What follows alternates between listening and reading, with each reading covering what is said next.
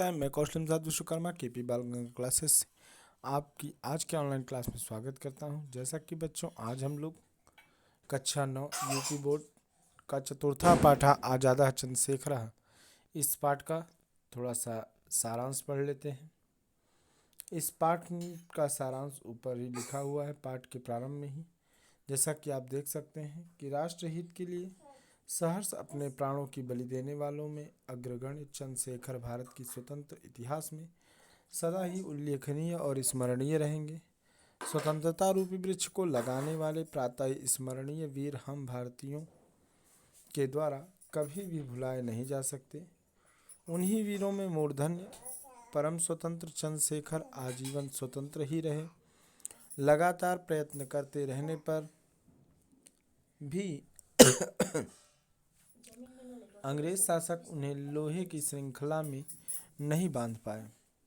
चंद्रशेखर आज़ाद का जन्म सन 1906 ईस्वी में जुलाई महीने की 23 तारीख को मध्य प्रदेश के भांवरा गांव में हुआ। उनके पिता श्री सीताराम अपनी धर्मपत्नी जगरानी के साथ उन्नाव जनपद के बद्रका गांव से आकर यहाँ निवास कर रहे थे। चंद्रशेखर के पिता का मासिक वेतन 8 रुपये था। एक बार चंद्रशेखर ने पिता से पूछे बिना ही बगीचे के एक फल को तोड़ लिया, जिस पर क्रोधित होकर श्री सीताराम ने अपने प्रिय पुत्र, जो कि 11 वर्ष की अवस्था में ही थे, उनको घर से बाहर निकाल दिया। क्योंकि पिता के कहने पर भी उन्होंने माली से क्षमा नहीं मांगी। घर से निकलकर वह 2 वर्षों तक इधर उधर भटकते रहे। अंत में सौभाग्य से किसी प्रकार वाराणसी पहुँचे और वहाँ एक संस्कृत पाठशाला में अध्ययन किया। एक बार एक दुष्ट युवक को एक स्त्री के साथ अभद्र व्यवहार करने के लिए बलपूर्वक पकड़कर तब तक मारा जब तक उस युवक ने उस महिला को बहन नहीं कहा। इस घटना से प्रसिद्ध हुए चंद्रशेखर से प्रभावित होकर आचार्य नरेंद्र देव ने काशी विद्यापीठ में उनके पढ़ने की व्यवस्था करा दी। जब विद्यापीठ के छात्र असहयोग आंदोलन में सम्मिलित हुए, तब उनके साथ ही आज़ाद भी हाथों में तिरंगा लेकर स्वतंत्रता आंदोलन में सक्रिय हो गए। अंग्रेज शासकों द्वारा गिरफ्तार करके जब न्यायाधीश के सम्मुख लाए गए, तो उन्होंने अपना नाम आज़ाद, पिता का नाम स्वाधीन और कारागार को ही अपना घर बताया। इस कारण उन्हें कोड़ों की मार खानी पड़ी। तभी उन्होंने जय जयकार करते हुए ब्रिटिश साम्राज्य को समूल नष्ट करने का मन में संकल्प कर लिया। प्रणवेश चटर्जी और मनमथनाथ गुप्त ने उनकी निष्ठा देखकर उन्हें क्रांतिकारी दल का सदस्य बना दिया। उस समय दल के नेता रामप्रसाद बिस्मिल थे। कुछ ही समय में आज़ाद केंद्रीय क्रांतिकारी दल के सदस्य बना दिए गए।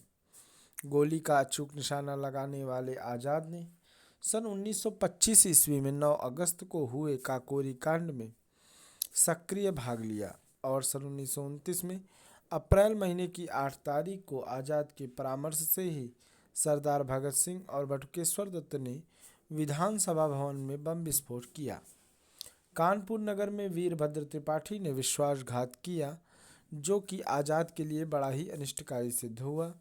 सन 1931 ईस्वी में फरवरी माह की 27 तारीख को प्रातःकालीन 9 बजे आज़ाद प्रयागराज के अल्फ्रेड नामक उद्यान में पेड़ के नीचे यशपाल और सुखदेव के साथ बातें करते हुए बैठे थे। आज़ाद सुखदेव के साथ बात कर ही रहे थे, तभी जाते हुए वीरभद्र को देखकर यशपाल भी उठकर चले गए। तभी आरक्षकों ने आकर चारों ओर से उन्हें घेर लिया। अपने साथी को किसी प्रकार उद्यान से बाहर निकालकर आज़ाद ने पिस्तौल निकाल दी। जब उनकी पिस्तौल में केवल एक ही गोली बची तो उन्होंने स्वयं को मार लिया।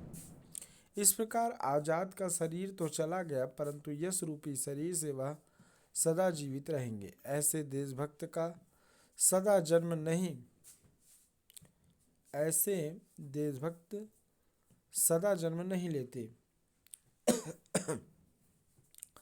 वह मातृभूमि धन्य है, जहाँ ऐसे आत्म बलिदानी ने जन्म लेकर उसे अपने रक्त से सींचा हो।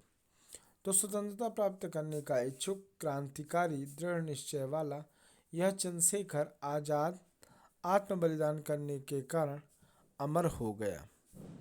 तो ये था इस पाठ का सारांश। आशा करता हूँ कि आप इस पाठ के सारांश को अच्छे से समझ चुके होंगे कहानी के रूप में।